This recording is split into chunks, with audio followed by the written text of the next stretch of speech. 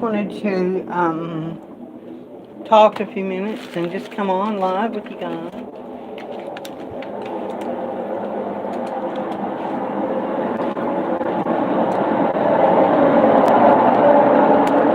Okay.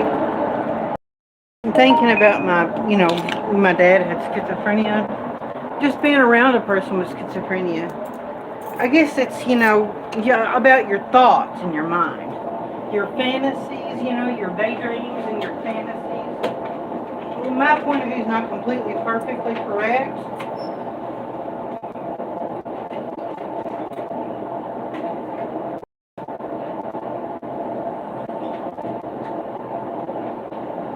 But not completely correct. But you got to realize there's an outer world and there's an inner world. Okay, the outside world is everything around you. The outer world is everything around you. The trees and everything, the people around you. The inner world is what's going on inside your head. The thoughts in your mind, your daydreams, your mental perception of the world is not the physical world. It's your mental perception of the world. It's the inner world. It's not the outer world. The outer world is the physical reality. The inner world is what's inside your mind, your thoughts. And if you have what they call sensory deprivation for a long, long time, and you're just left with your daydreams, people sometimes say you eventually lose your mind, but if you're left alone with your fantasies and thoughts in solitary confinement for 10 years, you're lost with inside your own inner world without no contact to the outside. With schizophrenia, the inner world mixes with your outer world, and your inner world becomes more real than the outer. You see what I'm saying? Your inner world becomes more real than the outer world. Yeah, I live in my head too, Leah Sampson. But it's just with schizophrenia, your inner world is your thoughts and your inner world. You just lose yourself. Yeah, it's safer there. You lost in your inner world becomes more real than the outer world. I'm gonna go over there and get the greeting card. Okay, Dad wants to go to the camper. I'm going. I can get the cards. Oh, you're gonna go to Peggy's and get the cards? Yeah. Let me go get the camper. I want you to go to the camper. Okay. Okay, but this is the inner world versus the outer world.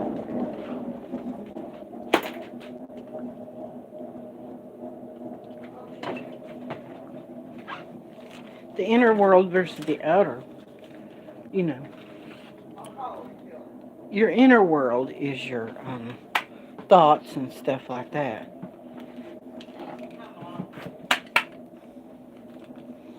Your inner world is your thoughts and your thought world. But it's hard to explain, but your schizophrenia, your thought world becomes real than the real world. That's why you can see things, and of course that's a chemical imbalance and a disorder of the brain that can't be cured with psychology. But still, you lose touch with reality because your inner world becomes real to you. With schizophrenia, your personality doesn't, your true personality doesn't change. But you notice that a lot of people with schizophrenia withdraw into their world. They withdraw into their own little world and talk to themselves. They're not really involved with the outside world. They're not involved with the outside world and the real people. Basically, they would just rather carry in their head with people that are imagined. Hey, Jeffrey. My dad had schizophrenia.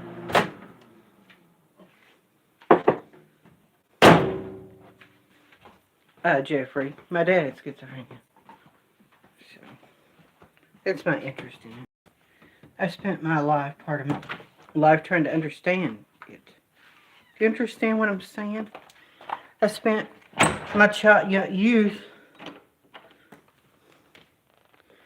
I spent my youth trying to understand my dad's illness, which is a healthy thing. Which is healthy.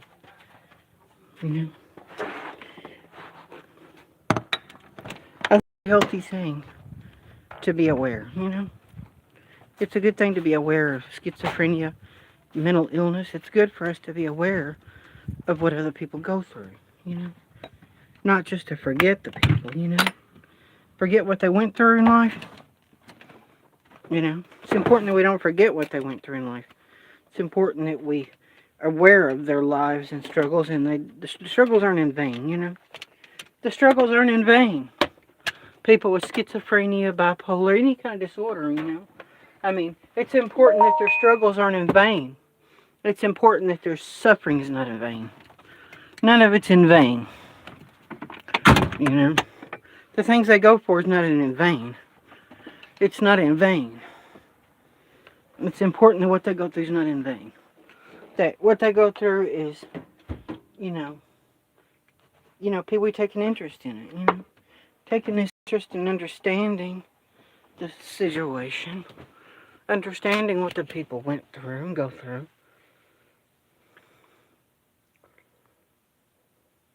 Yeah, I think so too, you know. But, and plus I was watching, um, McHenry Cruiser, and he was talking about saying he had schizophrenia. You know, I just thought to myself, you know, that his case, I'm not talking about him because I don't know anything about him, but he doesn't seem too bad off, you know. He didn't seem too bad off, you know.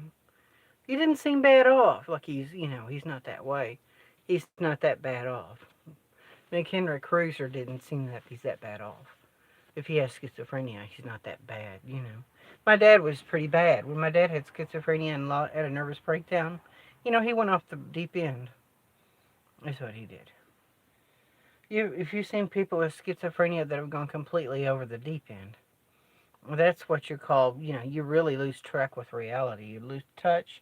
And it's like the fantasies and thoughts and fears inside your head take on the reality of their own. That's when you start hallucinating and stuff like that. You start hallucinating because it literally becomes real to you.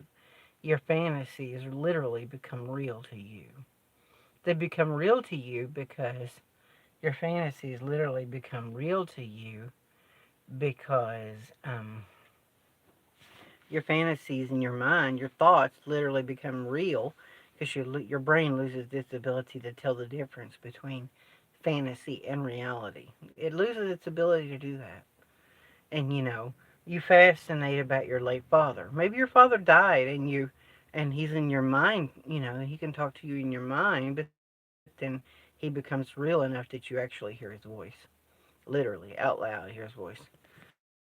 You hear his voice because your brain can no longer tell the difference between real scenario, outside stimuli. It cannot tell the difference between outer stimuli and things that are imagined. You know, the brain can perceive imagined. Lots of us, all of us, can have pictures in our mind.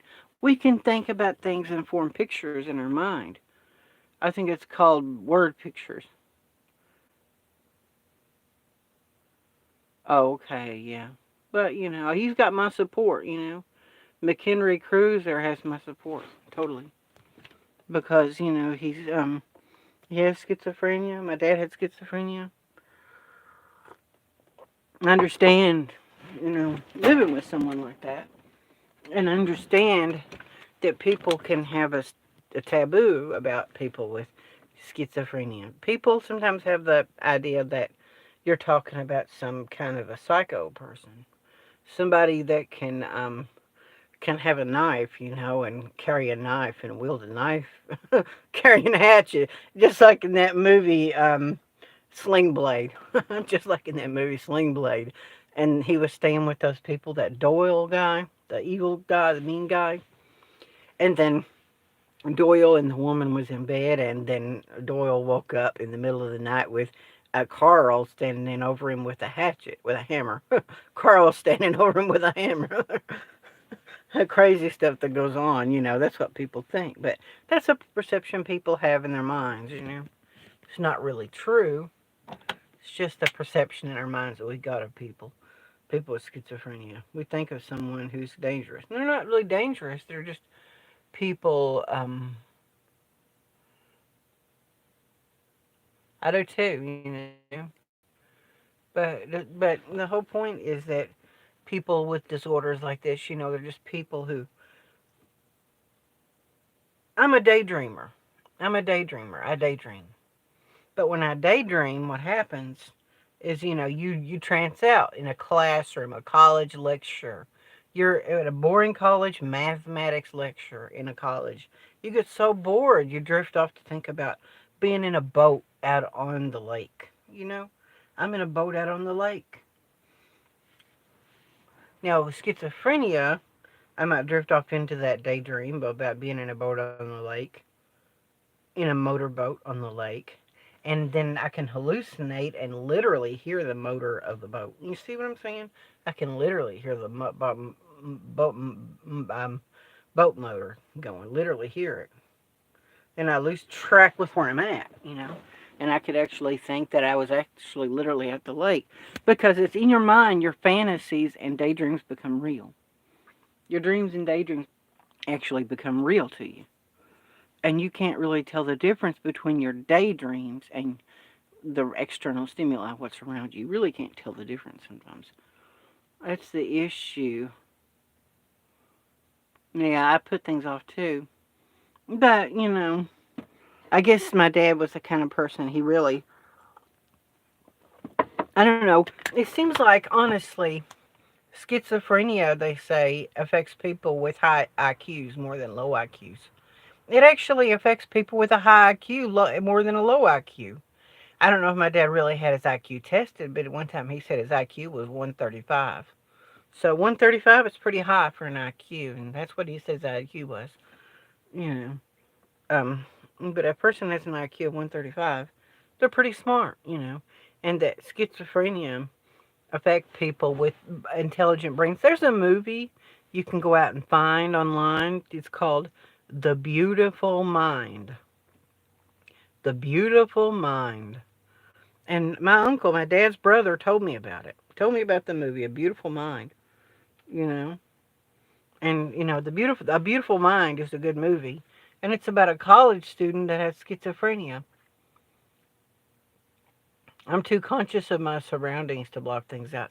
Well, blocking things out of your surroundings, especially like I don't know, if you're in a hostile environment or an abusive situation, if you're in a horrible prison, in a jail and prison, you're going to escape to your fantasies and thoughts. Because when you're being bullied in school or you're in prison or you're in a bad situation, it's a bit miserable experience, an abusive foster home, you're in these situations you want to withdraw.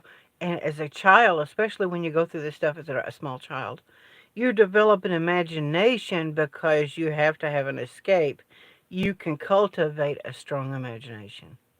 You can contemplate a strong mind, a strong imagination, an intense ability to close your eyes, pretend to be somewhere else.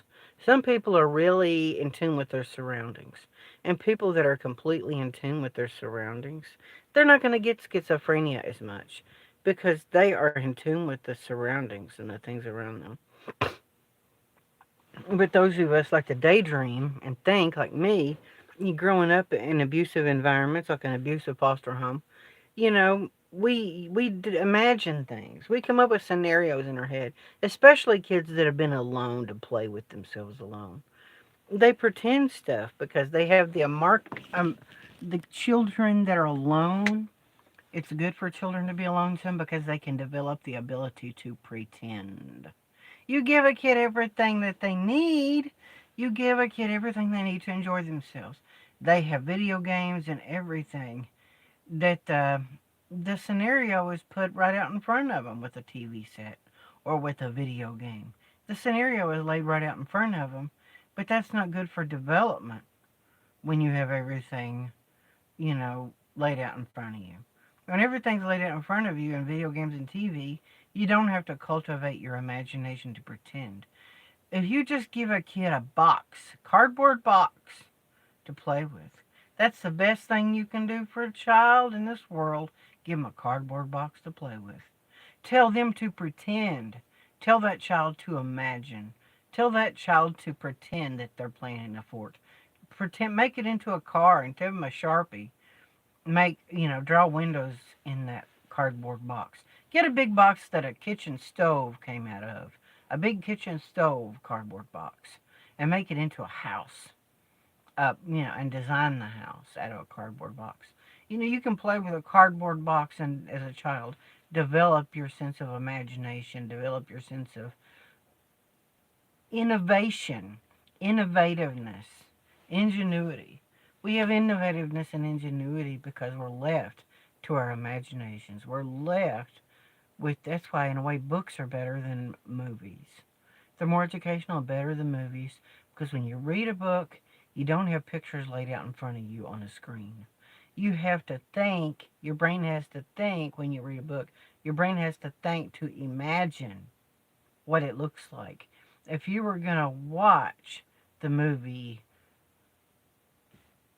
the the um the Exorcist, you can see that right in front of you, and it's a great movie, The Exorcist, and it lasts 2 hours, but there's a book, William Peter Blatty's The Exorcist, a book. I went out at a flea market and found that book. I haven't read it yet, but it's William Peter Blatty's The Exorcist, the book version. And in my mind, I can imagine. I can use my imagination to be able to imagine. You know, it's good to be aware of our surroundings, but developing our sense of imagination can keep us sane. It can give us the ability to be innovative, to learn. My dad told me to deal with it when I reached out to him. I'm sorry, Jeffrey. Jeffrey, I'm sorry you had a hard time with your father.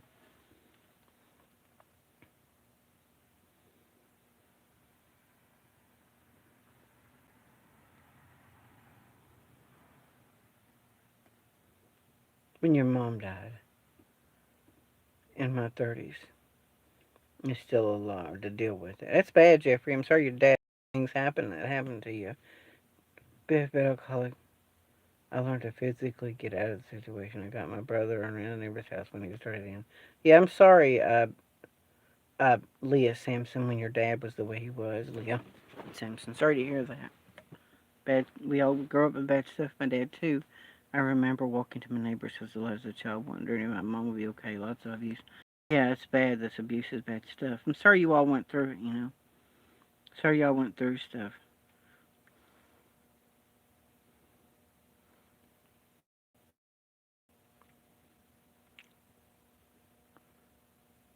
Yeah. Yeah, I'm sorry, Jeffrey, and I'm sorry, Leah Sugar Richard Sampson. No, and I didn't grow up in that kind of situation with an alcoholic father, but I grew up with other kinds of problems. Peer, just, grew up as maybe a smart kid, but an odd kid, an only child, being an oddball and just being alone. I had a few friends. I had a few friends growing up, but people that didn't like me, that the bullies and stuff, some, especially if you're a small kid. If you're a small kid, or if you're just creative, or I just being alone a lot, I just learned to use my imagination and to pretend stuff. So I mean, we use our imaginations to escape. People who daydream a lot use their imaginations to escape. They don't live in the present world around them. They don't live in the present world. That's why I turn to religion, because you think about God and the Bible, and what's going on in heaven, what went on with the Apostle Paul and Jesus Christ. You become spiritually minded. You're not earthly present. You're not present in the present world. You're not in the present world because you're thinking about religion, or you're thinking about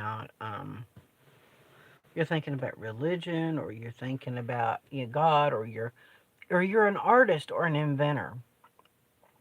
You're thinking about inventing a light bulb. You're thinking about inventing some kind of a device. You're thinking about how to invent a new kind of car that runs on sugar, you know. You're thinking of a car that runs on sugar. You're thinking of stuff like that. Your brain is looking out for things to think about. You're always constantly inventing. In that book, The Beautiful Mind, the guy became upset. He became, I mean, I'm not going to give away the story of the movie, but there was a person in the movie, his roommate, I bet there was a person in the movie, all through the movie, you thought was really there. A person that was in the movie you thought was really there, but that was never there. It was in their mind, but it was never physically there. That this person in the movie was never physically there. I didn't say who this person was. I just said a person in the movie. Through most of the movie, you think this person is actually with him. That person ain't even real. It was in his mind. And it was a fantasy that became real. It was a fantasy that became tangible to the fantasizer. The fantasy becomes real to the fantasizer. It becomes real in your imagination, and daydreams become real. They take on a mind of their own and become actual reality to you. In your mind, your brain can't tell the difference. It loses the ability to tell the difference. Anytime or anybody. Yeah, I'm sure, Jeffrey, your mother was a nice person. Jeffrey, I was probably hard for your mom to get away from your dad. That was the case with mine. It was lucky when he died. I'm sorry, Sugar Britches Sampson. I'm sorry that it was like it was.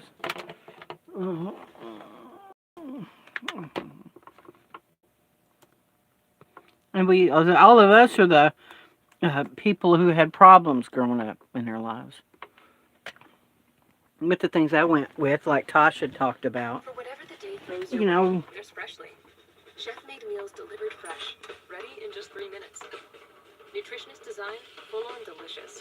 It's an effortless. but Tasha, like she said, her father instigated her to get in fights. Tasha's father did stuff to her to instigate her to get into fights with the training wheels and everything else. And I guess I had that kind of similar experience, to Tasha. The thing I went through. But I got in fights for different reasons, not because my dad. Well, also, my family didn't want to spend money on expensive clothes for me. I would have, they didn't want to buy expensive shoes, Nikes. Sometimes they didn't want to buy Nike. They would buy generic kind of shoes, tennis shoes. And back in the 80s is the materialistic decade, you know. The 80s is the materialistic me decade. We got to have Gucci. We got to have Nike, you know. We got to have Ralph Lauren polo shirts. We can't have a generic shirt from Sears. It's got to be Ralph Lauren polo. That's what they got to have is Ralph Lauren polo, you know. You got to have real Dexters to wear, Dexters, Nike, you know, Levi's. They used to have a cheap Walmart, Kmart. Kmart. Kmart had their own brand of jeans, generic jeans, blue jeans. And they weren't as good looking. They weren't as good looking as real Levi's. But these were Kmart jeans. And they would say the blue lights on in Kmart. You got your blue light specials going on. People would wear their blue light specials. They would wear their Rustler. At Kmart, I think they had the Rustler jeans. That's what they called them. Was it Walmart or was it Kmart that had the Rustlers? I believe it was Kmart that had the Rustler jeans. It's just that kind of thing. Kids, their parents are farmers and farm kids. Their parents only make so much money on a farm. They have 5 kids, the parents have 5 kids, they got to buy cheap shoes for them. They got to buy cheap jeans for these kids. I mean, that's just reality. I didn't wear Rustler jeans, but I didn't always have the nice shoes to wear. I didn't always have expensive, good shoes to wear.